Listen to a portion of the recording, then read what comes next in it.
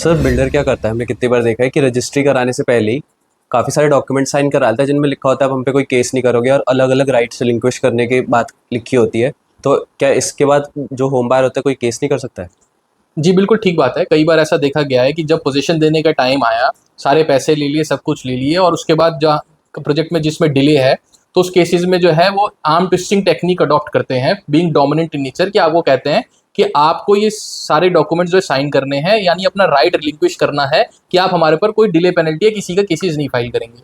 तो ये पहली बात तो ये गलत है। Being dominant in nature, one sided agreement जो बायस्ड इन नेचर है, कर्टेल कर रहा है दूसरी पार्टी का राइट, जो है आप ऐसा साइन नहीं करा सकते। और उसमें भी अगर आप बेधड़क साइन कर भी देते हैं तो उसके बाद भी एक जजमेंट याद रखें कि Lakshmi Balyan versus dimension properties private limited, जिसमें कि एक कैटेगरी कहा गया है कि कोई भी वन साइडेड एग्रीमेंट जो कि कोर्सिव है, अगेंस्ट बिजनेस एथिक्स है, मोरालिटी के अगेंस्ट है और डोमिनेंट इन नेचर को बायस्ड इन नेचर जो है, अगर एग्रीमेंट साइन कराया जाता है आपका राइट कर्टेल करने के लिए कि आप फर्दर केस नहीं फाइल करें, तो ये बहुत ही जो है वो